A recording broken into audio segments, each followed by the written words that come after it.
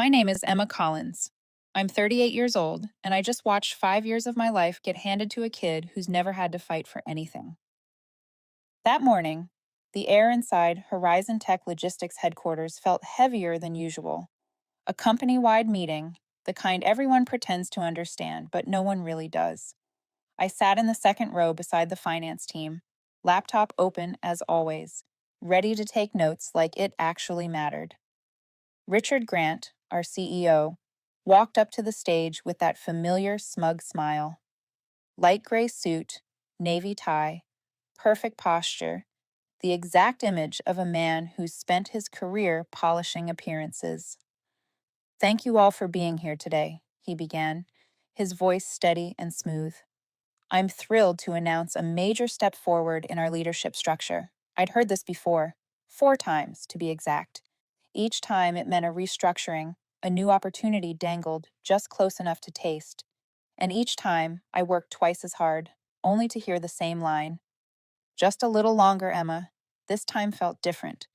I knew it the moment Richard's eyes flicked toward the back row, where his 26-year-old nephew, Nathan Grant, sat with the kind of confidence only inherited power can buy. Efficiency and innovation are moving faster than ever, Richard continued, which is why we need young leaders with fresh energy and vision to drive our operations forward.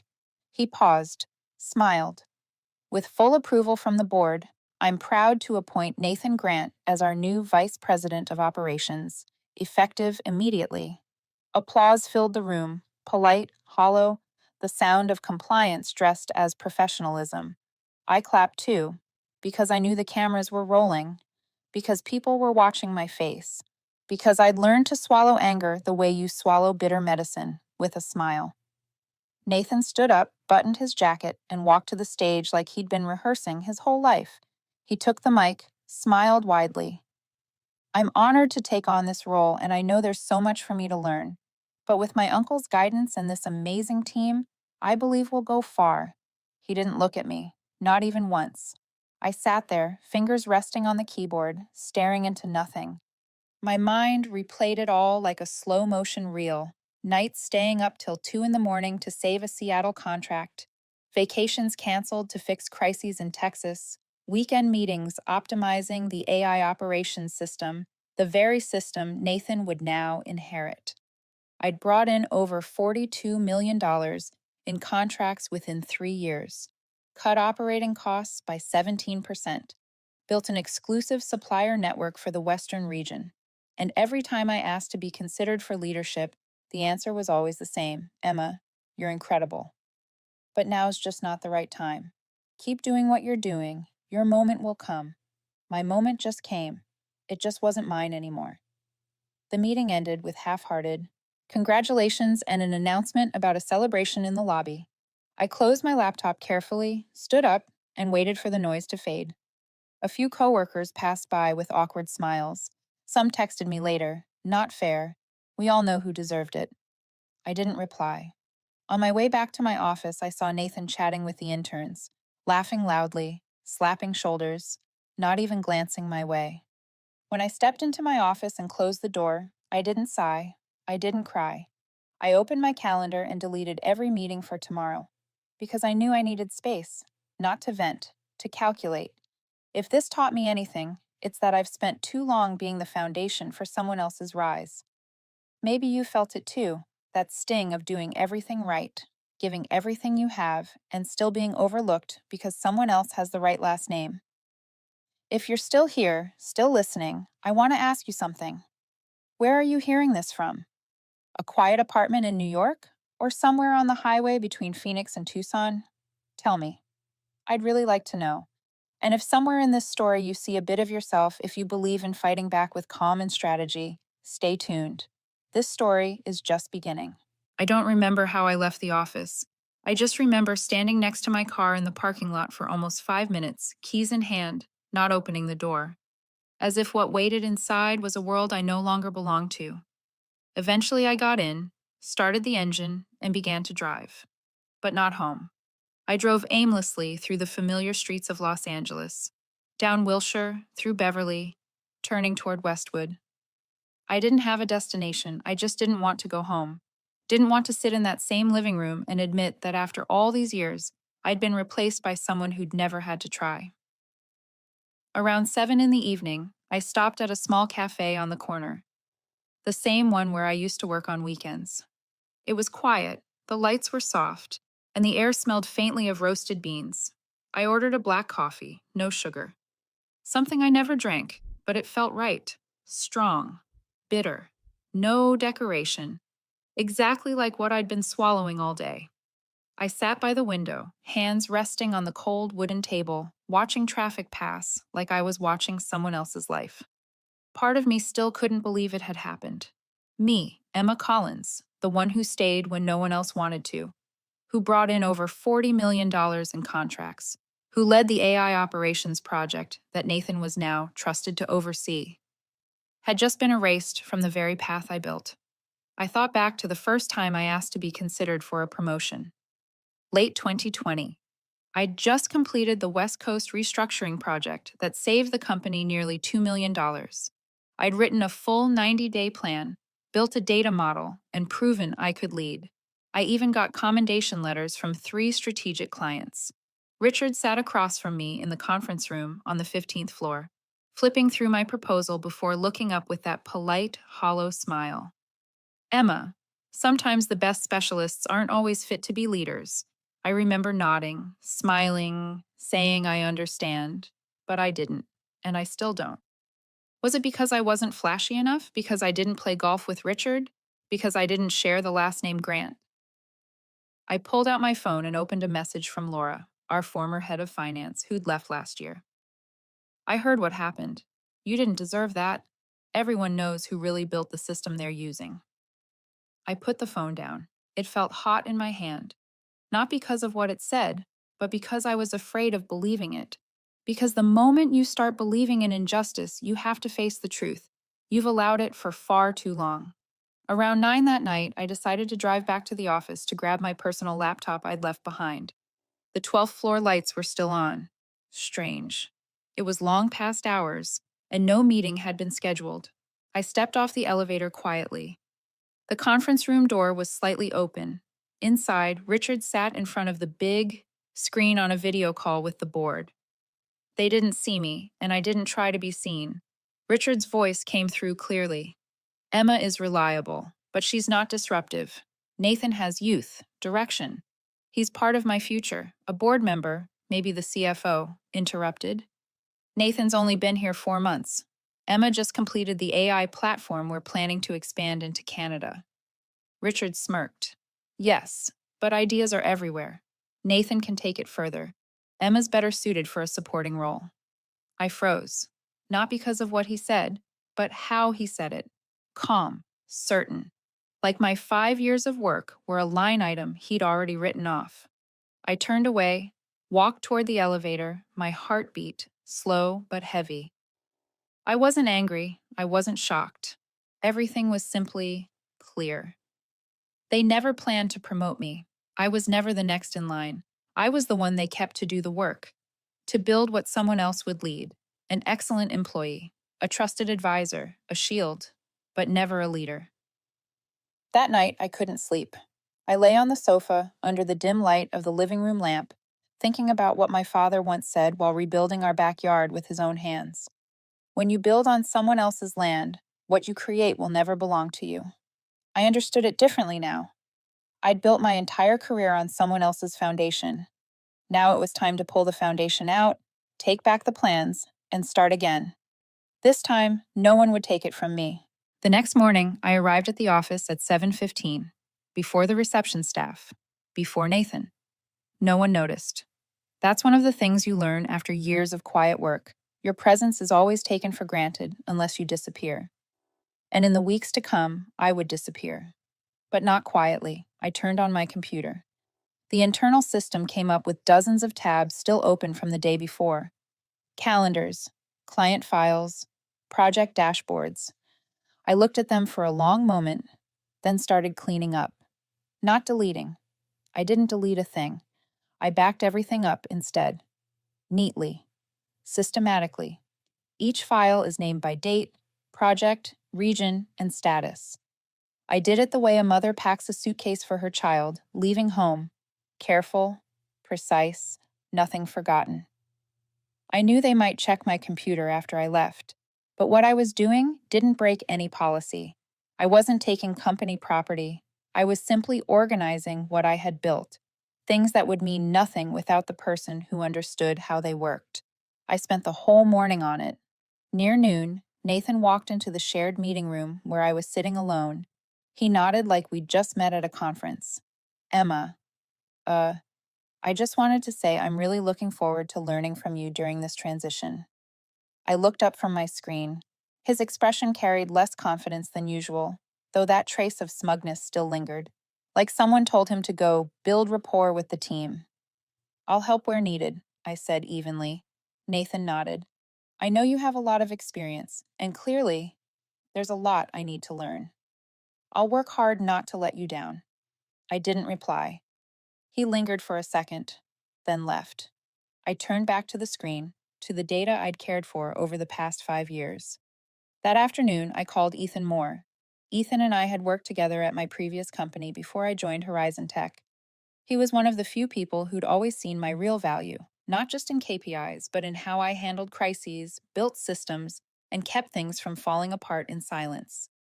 Now he was Director of Business Development at Lumicore Systems, a smaller but bold logistics tech company. I hadn't spoken to him in over a year, but after a few sentences, he already knew something was wrong. Let me guess. HorizonTech just made a stupid decision, he said. Not wrong, I replied, with a dry laugh. He paused, then asked, So what's next for you? I took a deep breath. For the first time in months, I said out loud what I'd only been thinking. I want to leave, but not just to leave. I want to build something. From the ground up, the right way. Ethan wasn't surprised. I've been waiting to hear that from you for 3 years. I laughed. For the first time in 2 days, my smile wasn't a mask. The problem is, I don't know where to start. Start with what you already built for HorizonTech, he said. What do they have that didn't come from you? The AI system? The supplier network? The operations framework? You hold what 80% of logistics firms are chasing. I don't want to go down the road of sabotage or stealing, I said. You don't have to. You don't need to take anything. Just take yourself. We talked for another hour. Ethan mentioned a few venture investors he knew, offered to help me gather a small technical team if I was serious. I told him I'd think about it. But truthfully, I already knew. That night, I went home and opened my old notes. The AI proposal I'd written last year. The operations redesign HorizonTech had dismissed as too risky. I reread every line, fixed a few flaws, and added a few updates. I titled the folder NovaLink Draft 1. A simple name, but full of meaning. Nova, as in Nova Star, a burst of light after millions of years in silence. Link, because everything in this industry revolves around connection. NovaLink, new link, new beginning. The next morning, I arrived early as usual, but this time not to work for them. I began writing my exit checklist. Who needed to be informed? Which client contacts to hand off properly? Who deserved a thank you? Who would ask why I was leaving? I didn't need to rush. I needed to do it right. And I would, quietly, strategically, with the discipline I'd spent a lifetime building. 3 weeks after the promotion announcement, the air inside HorizonTech began to change. No one said anything to me directly, but I could feel the looks. Some people started acting differently. Not distant, just hesitant. Like they knew something they didn't dare admit. Like my silence worried them more than my anger. And I understood why. I didn't shout. I didn't confront. I didn't quit. I didn't do any of the things they expected from someone treated unfairly. Instead, I did what I'd always done. Show up early, work hard, stay precise, and quiet. But this time, it wasn't for the company, it was for me, for NovaLink. I spent every lunch hour refining the business plan, every evening meeting old connections, former colleagues, partners, suppliers. No one refused. No one asked too many questions. Maybe they'd heard. Maybe they just trusted me more than they ever trusted HorizonTech. One Tuesday afternoon, while reviewing the client account system, I got an email from HR titled Training Invite, Nathan Grant. I opened it. The first line read, "You are invited to assist in onboarding and operational training for the newly appointed Vice President of Operations." I stared at the screen for almost a full minute, not because I was surprised, because I felt relieved. The invitation wasn't an insult, it was confirmation. Proof that they still saw me as the instructor, the foundation, the unnamed support holding up their structure. And for the first time in years, I didn't feel angry, I just felt clear. I replied with 3 short lines. I'm available to assist with the knowledge transfer. Please share the schedule so I can plan accordingly. Best, Emma Collins. I didn't say more. I didn't refuse. I would help, on my terms. That afternoon, as I was leaving the office, I passed a small meeting room where Nathan was talking to a group of new hires. The door was slightly ajar, just enough for me to hear him. And all the current systems were developed by Emma Collins, he said. Janice Collins, he said. I'm still learning how they run, so if anything comes up, please report directly to me, or wait while I check with Emma. His tone wasn't arrogant, not defensive either, just that of someone trying to hold a position they weren't yet ready for. Nathan noticed me in the doorway. He stood up immediately and stepped into the hallway. Emma, thank you for agreeing to help, he said. I nodded, looking straight at him. This system is real. The data is real. The clients are real, I said slowly. I'm not helping because someone told me to. I'm doing it because I don't want others paying the price for a bad decision. Nathan swallowed hard and nodded. I know I don't have enough experience yet, he said quietly. But I want to learn. I'm not asking for forgiveness. I just don't want to see it fall apart. I studied him for a moment. This 26-year-old, despite the last name, Grant, was just another piece on a larger board, a pawn placed where someone else wanted it, ready or not. The question isn't whether I forgive you, I said. It's whether I still believe in this system. The next day, I received an anonymous message through the internal network. It was a screenshot of an email exchange between Richard and the head of HR, titled Emma Internal Communication Handling. The thread showed Richard instructing to control language in all meetings, minimize mention of Emma's role, and ensure Nathan's story is framed as a positive leadership transition. I wasn't surprised, but this time I took a screenshot and saved it in a private Google Drive folder labeled HorizonTech Evidence Files. It became clearer by the day. They weren't just excluding me. They were rewriting history, erasing my name from the things I built, and that, more than the promotion itself, was the final blow. That evening, I met Ethan again at a small bar near Venice. He brought a USB drive. I recovered a backup of the CRM system from 2021, he said. It includes your first email exchange with Richard about the AI project, plus his written confirmation that if it succeeded, you'd be considered for VP. I took the USB without a word, but in my mind, pieces started falling into place. Not for a lawsuit. I had no appetite for courtrooms, but for truth when the time came. At home, I reopened the NovaLink folder, added a new tab, Core Values. I typed, "We don't erase others' history to build our own legacy. We stand on the shoulders of those before us, not on their backs." It was the first night I found myself smiling at the screen. I hadn't resigned. I hadn't struck back. I hadn't flipped the board. But I'd lit the first match. I wrote my resignation letter on a Friday morning under light rain. No background music, no candles, no dramatic rush of emotion like people imagine those breaking point moments to be. Just a quiet, gray morning, still as a lake, but inside, everything had already begun to move. I sat at my kitchen table, the coffee machine humming softly behind me, and opened a blank document. Not Word, not fancy, just Notepad. No formatting, no fonts, just text. Like me, bare, clear, no embellishment.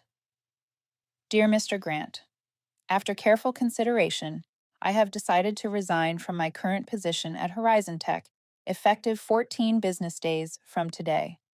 I am deeply grateful for the opportunity to have been part of the company for the past 5 years, to contribute to strategic projects, and especially to work alongside a dedicated professional team. I am committed to ensuring a smooth transition and will complete all necessary handovers to support operations and the incoming leadership team. Sincerely, Emma Collins. I didn't write another line. No blame, no explanation, no mention of Nathan, AI, or any achievements. Because goodbyes should only be spoken when you truly mean to go, and I had nothing left to hold on to. I printed the letter, sealed it in a white envelope, and slipped it into my bag. That morning, I worked as usual. Emails, logistics meetings, vendor updates from Houston. At 4:20 in the afternoon, I stood up from my desk and walked toward Richard's office. I knocked twice, just enough to be polite, not performative. "Come in," he said, his voice familiar, steady. I stepped inside. He was reading a report, eyes still on the screen as I placed the envelope on his desk. "This is my resignation. Effective in 2 weeks." He paused. His eyes shifted from the monitor to me, slowly, carefully. Then he opened the envelope, read the letter. His face didn't change for the first 10 seconds. Then he leaned back in his chair. "This is because of Nathan, isn't it?" I said nothing. I wanted to see what he'd say if I stayed silent. "Emma, you've built so much here," he continued. "I know that. But leaving like this, walking away from everything, it's not wise." I looked him straight in the eye. "I'm not walking away from anything. I'm leaving after finishing everything. I've left all the documentation, the guides, the contacts. Everything's ready for whoever comes next." Richard exhaled, his tone shifting. "Have you considered what this might do to your reputation? Leaving right after being passed over could look emotional, unprofessional." I smiled faintly. "I think what's unprofessional is building an entire transition plan without involving the person who designed the system." He narrowed his eyes. "I believe I have the right to do that." "Of course, and I have the right to leave." He went quiet for a long time, then muttered almost to himself, "You used to be my pride, Emma. Reliable, consistent. I always thought Emma would never leave us. I used to think that too," I said, "until I realized we never included me." I turned to leave. "Emma." I stopped. "You're making a mistake," he said, his voice colder. "The world out there isn't as forgiving as you think. No one's going to welcome someone who quits over personal disappointment." I turned back, calm. "I'm not leaving because I'm hurt. I'm leaving because I finally know what I'm capable of, and it's more than what I can do here." Then I walked out without looking back. 2 days later, Richard sent a company-wide email announcing my departure to pursue personal goals and thanking me for 5 years of dedicated contribution. Nathan didn't say much, just a short message. "I know I don't deserve everything I've been given, but I'll do my best not to disappoint you." I didn't reply right away.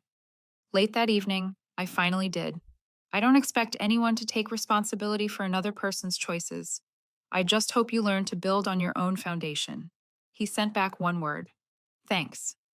During my final week, I didn't slow down. I worked even harder, not because anyone asked me to, but because I wanted to leave the right way.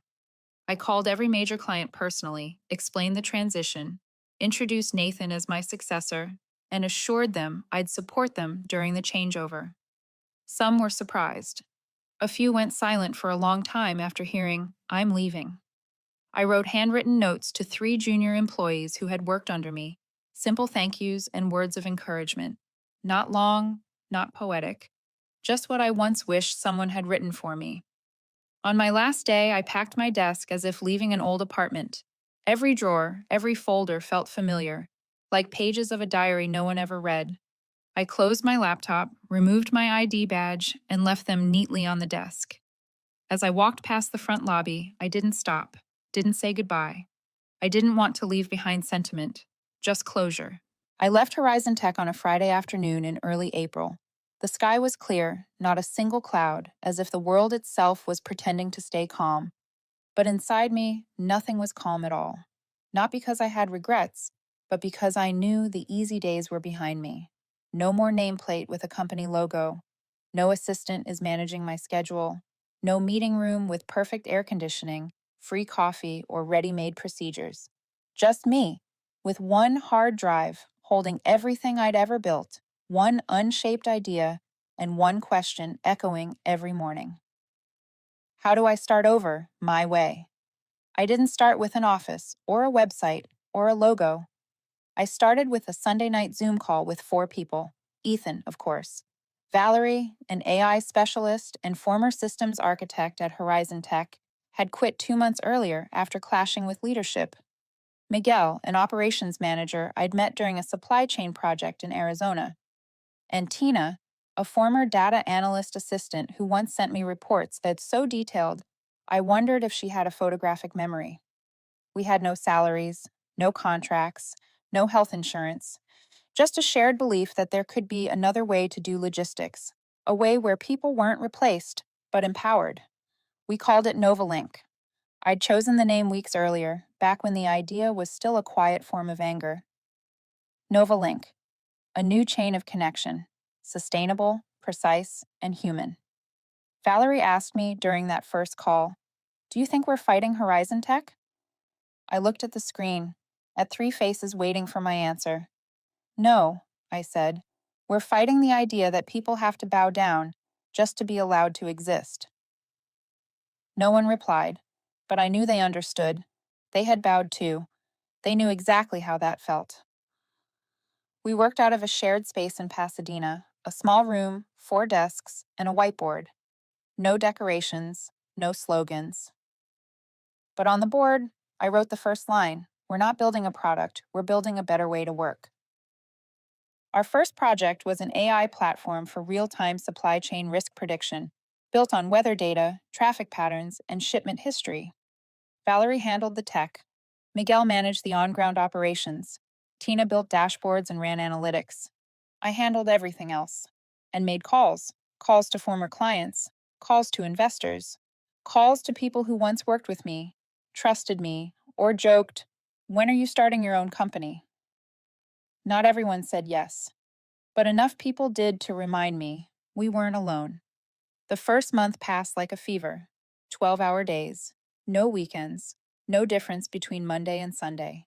We drank cheap coffee, ate homemade sandwiches, and celebrated small milestones like we'd just closed Series A funding. I started sending weekly update emails to the team, not just to report progress, but to remind us why we were doing this, and that every hour spent here was one step further from where we'd once been held back. One Wednesday morning, while I was drafting a demo plan for potential investors, my phone rang. Unknown number. I picked up. "Emma, this is Janet from Morrison Industries. I heard you left HorizonTech." Janet was the procurement director for one of the biggest clients I'd ever handled. Her tone was firm, not unfriendly. "We just got a notice saying Nathan will be our new contact, but this morning he called to ask about a delivery schedule we finalized 3 months ago." I didn't respond right away. Janet sighed. "Emma, I don't have time to train HorizonTech's new VP. Tell me honestly, what are you doing right now?" I took a breath. For the first time, I said what I'd never told a client before. "I'm building my own company, a new system, not to fight anyone, to do things the right way." There was a short silence. Then Janet said, "Send me the details and the mock-up of that AI system you mentioned before. If it's what you described, we should talk seriously." After the call, I walked straight out to the third-floor balcony of the co-working space. I didn't shout. I didn't cry. I just stood there, my hands on the railing, wind in my face, and knew that everything was starting to feel real. 2 weeks later, NovaLink had its first client, Copperfield Manufacturing, a heavy equipment company in Texas I'd once helped recover from a shipping delay in less than 24 hours. They signed a 3-month pilot contract with us. Not a big deal, but enough to pay basic salaries. We celebrated with pizza and soda. Valerie brought a cheap bottle of wine and said, "You know, NovaLink feels like a ship. People thought it was just a lifeboat, but now it's got an engine." I laughed. I'd say the engine is every time someone told us, "Just keep working. The promotion will come later." I ended NovaLink's third month with an internal report. No one asked for it, but I sent it to everyone. I wrote, "We're not moving fast, but we're moving right. We're not taking anything from HorizonTech. We're building what they never had the courage to create. Signed, Emma.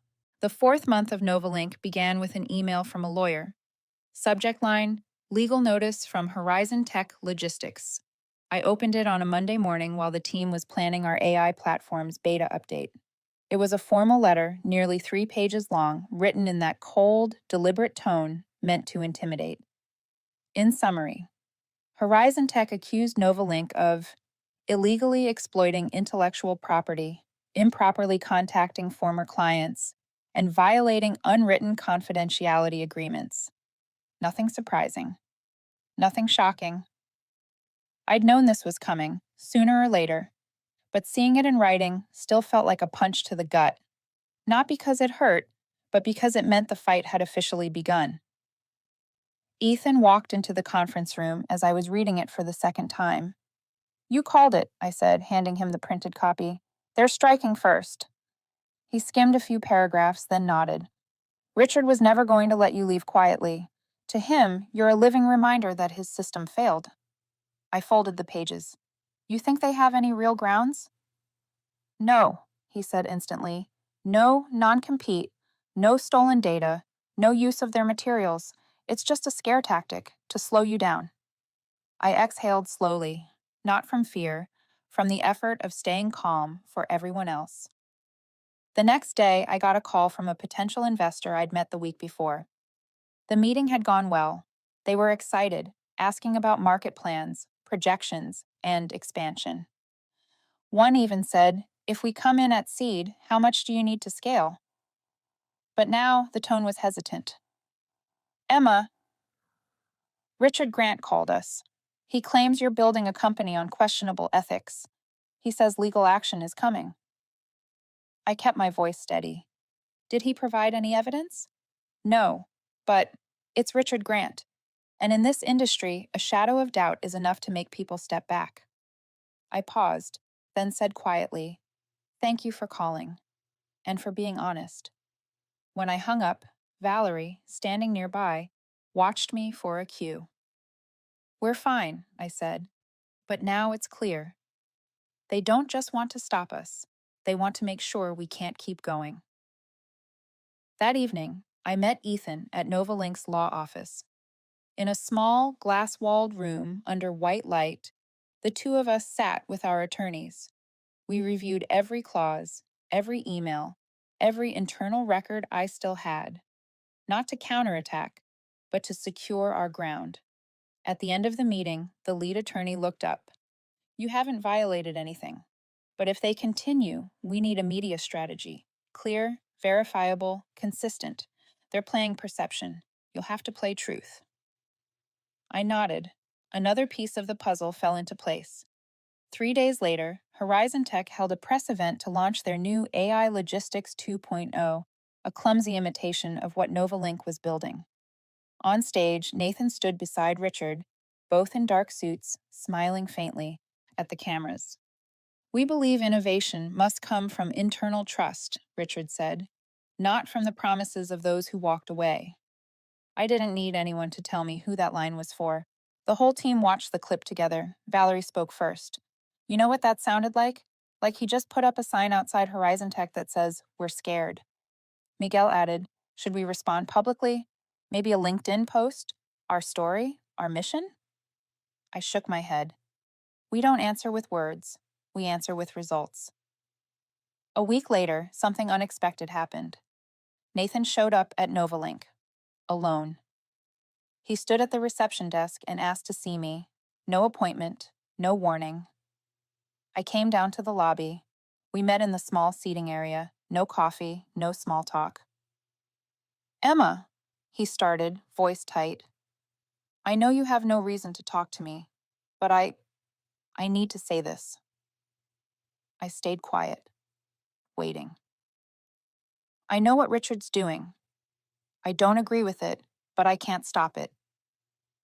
I looked straight at him. Then why are you here? To say I'm sorry. I didn't know it would turn into this. I thought I could handle the role, but I was just put there to cover the hole you left behind. I didn't soften, but I didn't hear either.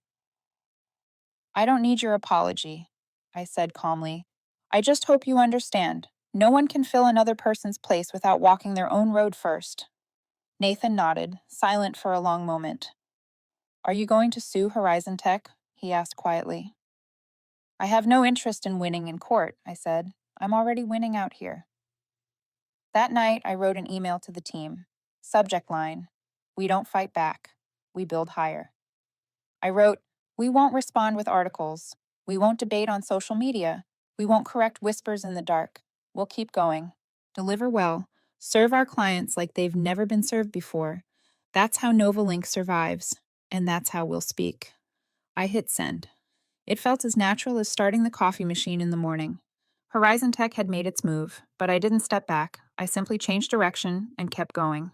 By the end of July, I got a call from Janet, the procurement director at Morrison Industries, one of the first major clients I'd managed back at HorizonTech. Emma, she said, her voice edged with frustration. Do you still have any contacts over there?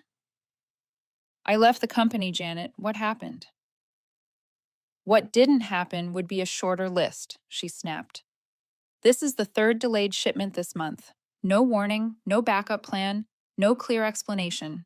Last week, they even sent the wrong product code, and Nathan sent a one-line apology, like I'm supposed to be patient because he's still learning. I stayed silent for a moment, not because I was happy to hear about the chaos in the place I'd once built, but because I knew a circle was starting to close. I'm sorry to hear that, I said. I don't have any involvement there anymore, but if you need an alternative solution, I might have a direction worth exploring. NovaLink? She asked immediately. NovaLink, I confirmed. Not a copy, not a test run, a real system built by real people with real accountability. She didn't answer right away, but I knew this wouldn't be the last call. Over the next 3 weeks, HorizonTech kept stumbling. Internal messages leaked. A few old contacts still in the company sent me fragments of what was happening. The new AI system wasn't working properly, vendors were cutting ties, staff were leaving in waves, and Richard was calling emergency meetings with the executive board almost daily. One Monday night, I got an email from one of HorizonTech's former investors. Emma, if you're ready, I think it's time we talk about expansion. I forwarded the email to Ethan. You think we're strong enough to scale? He called back right away. Emma, HorizonTech is cracking from the inside. They're not losing clients because of product flaws. They're losing them because of trust. And trust is what you built for 5 years, something they can't buy back. By the end of August, HorizonTech officially lost 4 major clients in the Southwest region: Morrison Industries, Copperfield Manufacturing, Border States Equipment, and a new one, RLT Heavy Logistics, all moved to NovaLink on pilot contracts. We didn't celebrate. No fireworks, no champagne. We just did what I'd always believed in, kept our promises. Shipments arrived on time, reports were accurate. Every client received a response within 12 hours. We didn't over-deliver. We simply delivered right, the thing HorizonTech had long forgotten how to do. In early September, an article appeared on Supply Chain Insider. The headline read, HorizonTech Logistics loses nearly half its Southwest market share. Investors shift confidence to former leadership team.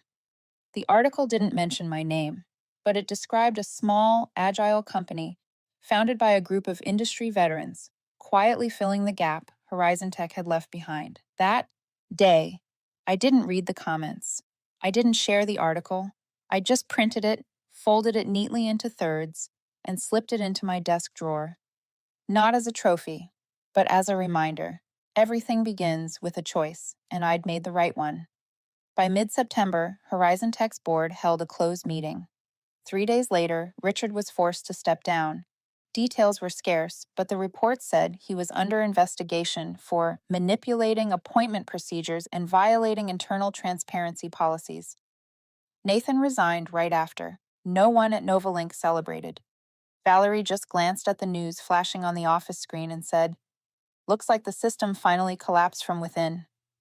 A week later, I was invited to speak at the National Logistics Conference in Austin. Topic: Starting up in an unequal industry and why women still lead anyway. I stepped onto the stage in a warm, glowing auditorium before more than 200 people. No PowerPoint, no visuals, just my story. I talked about HorizonTech without naming it, about delay, disregard, and replacement, and about NovaLink, without myth, without glamour. I said, I didn't leave to prove anyone wrong. I left to prove that when they don't give you a seat at the table, you can build your own and invite others to sit with you. When I finished, someone stood and began to clap. Then the whole room rose with them. I wasn't surprised. I wasn't emotional. I just felt like I had finally come home. Not because of the lights, but because I'd walked far enough that I no longer needed anyone else to shine them for me. The year after I left HorizonTech, my world wasn't just NovaLink anymore. It had become a marker, a face in the industry, proof that a person can lose everything and still be reborn through their own work. Early one Monday morning in December, I walked into the NovaLink office before anyone else arrived. The light was dim. The space was quiet. I passed by the desks. Valerie and Miguel were already there, and looked up at the whiteboard. What leads isn't the product. It's the values behind it. I stopped, took a deep breath. The feeling was steady, not nervous, because now I wasn't walking beside tragedy. I was standing at the center of the path I had chosen. Late that afternoon, a black car pulled up in front of the building. I glanced through the glass. They were here, not through the door of defeat, but through the door of return. Richard Grant stepped out, looking tired. His sleeves rolled up, his presence a far cry from the polished man who once ruled boardrooms. Behind him was a financial broker and a few former HorizonTech staff. I went out to greet them. No theatrics, no tension, just selective patience. Richard bowed his head slightly when he saw me.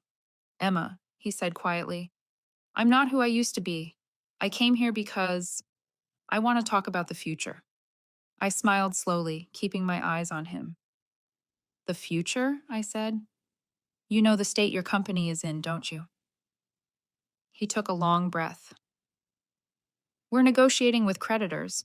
The company might be split, maybe sold. I've heard NovaLink is strong, solid tech team, stable clients.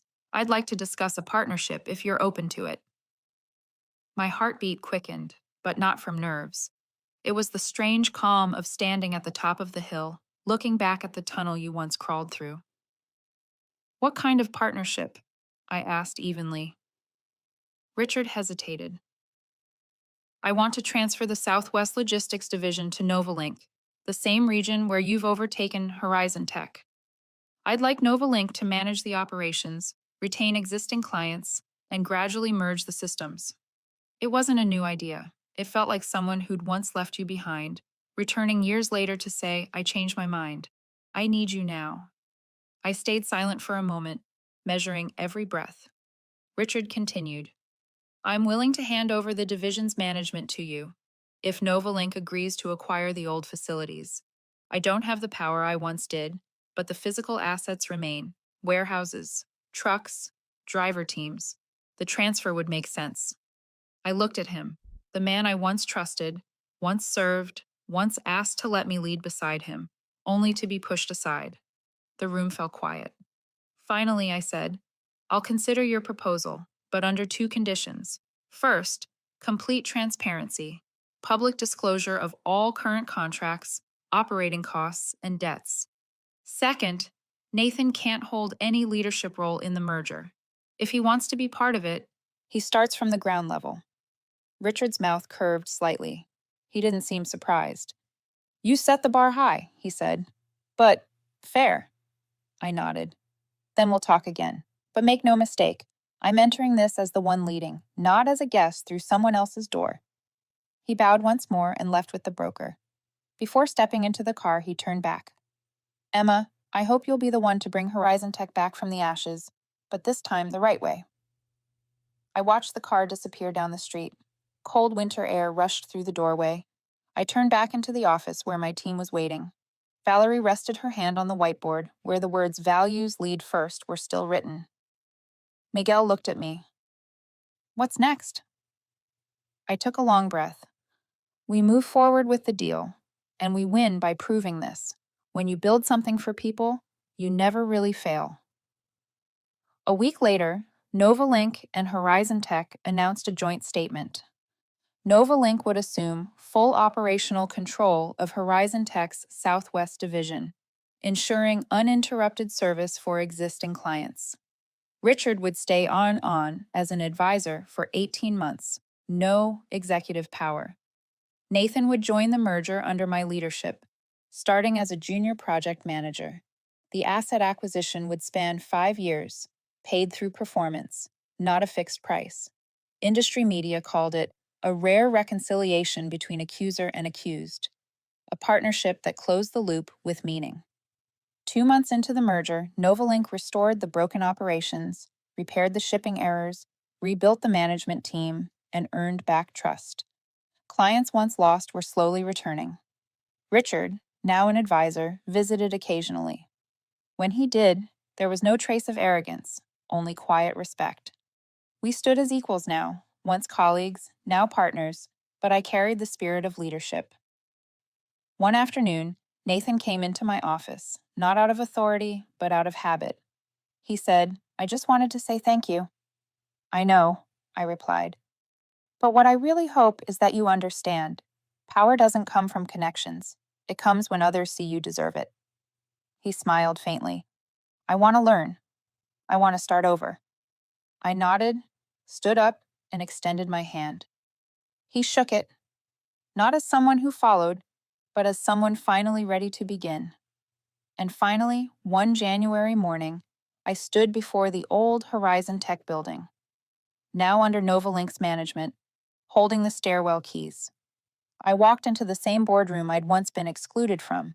The new employees looked at me curiously. Nathan sat in a lower position on the new org chart. I placed my laptop on the table, glanced out the window. The feeling wasn't victory, it was closure, a circle, complete. I thought of the journey, abandoned, silent, rebuilding, fighting, creating, returning to lead. I smiled. Sometimes when they don't give you a seat, you build another table. When they don't see you, you make it impossible not to. And when they knock again, you open the door for yourself. The door closed behind me, but it wasn't the end. It was the beginning of something new.